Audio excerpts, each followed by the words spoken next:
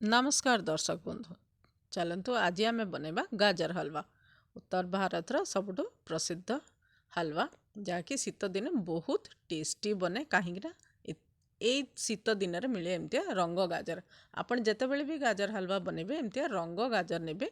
आउ गोटे गाजर आसे कमला कलर सेटा ने कहीं से पानी चिया रहे। गाजर नहीं कि आपन ताकू भलसे धोईदेवे। धोईकी तार पानी सब सुखीगला पर ये देखु तार ये दीटा जो डंठी थाए आग पटटा पछपटटा सेटा को काटिकी बाहर करदे।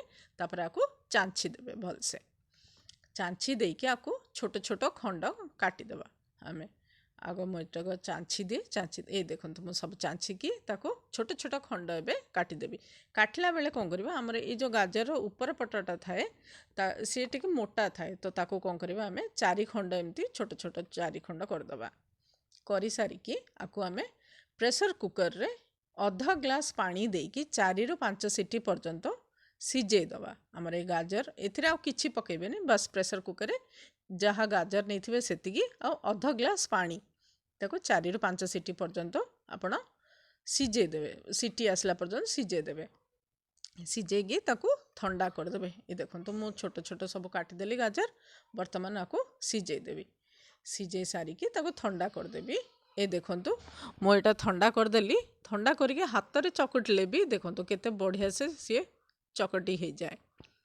पूरा आराम से चकटी हो जाए। आपण को गाजर हलवा नॉर्मली आम जिते करूँ ऑथेंटिक वे रे से गाजर को कोरिकी आम हलवा करूँ। बट एमती करले आमर गाजर हलवा अधा घंटे रेडी हो जाए। आपण घरे गेस्ट आसतु कि किए भी आसतु अधा घंटे आपण गाजर हलवा टेस्टी गाजर हलवा बनिकी रेडी हो जाए। जदि आप हाथ में चकटा को पसंद न करती ताहले आम घरे जो डाली घोरा थाए किंबा कड़छी थाए से भी आपण को चकटी पारे। चकटिकी देखु बिल्कुल मैश हो जाए। पूरा आमर बैगण चटनी कले जमती हो जाए सेमतिया कंसिस्टेंसी आपको करदेवा। देखो पूरा हो गला। बर्तमान आम कौन करवा नवा गोटे लुहा कड़ई। गाजर हलवा आप जितेबले भी बनइबे ये जिनसटा मन रखु आप लुहा कड़ई रे करले से बहुत भल बने।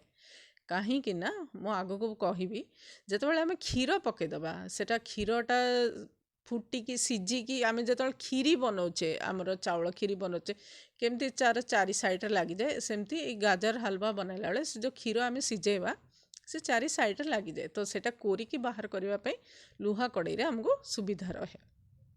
बर्तमान आम कौन करवा साइड बाय साइड खोआ बनवा।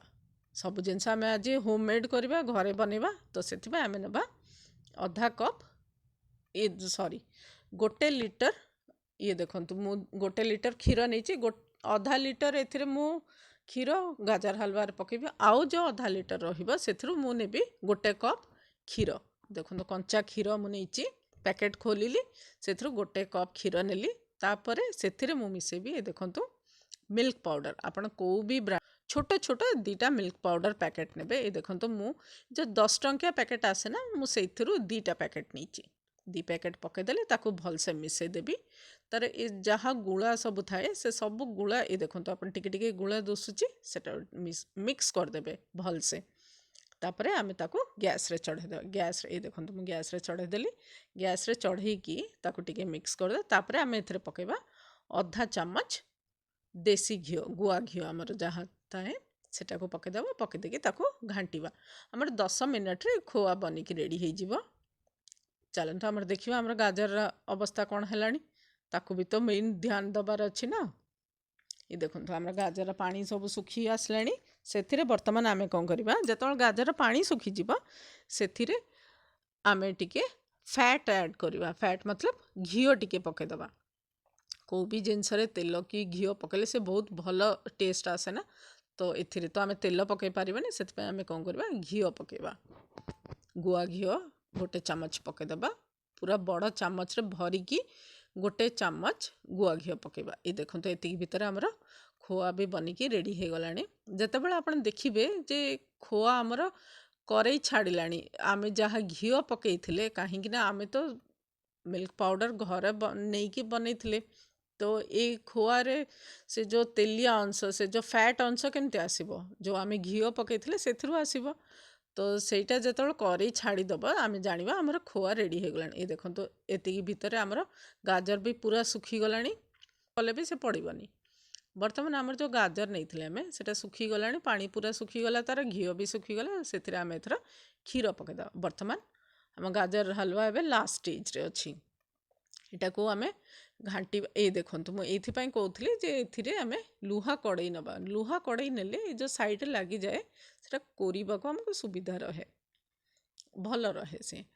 ତାପରେ ଏ ଦେଖନ୍ତୁ ଆମର କ୍ଷୀର ବି ସିଝିଗଲାଣି, ଗାଜର ଆମର ଶୁଖିବାକୁ ଆସିଲାଣି। ବର୍ତ୍ତମାନ ଆମେ ଏଥିରେ ଯେଉଁ କପ୍ରେ ଆମେ କ୍ଷୀର ନେଇଥିଲେ ଖୋଆ ବନେଇବା ପାଇଁ ସେଇ କପ୍ରେ ମେଜରମେଣ୍ଟ କରିକି 1 କପ୍ ଚିନି ନେଇଯିବା। ଆମର କ୍ଷୀର ଯେତେବେଳେ ଶୁଖି ଆସିବ ସେତେବେଳେ ଆମେ ଚିନି ପକାଇବା।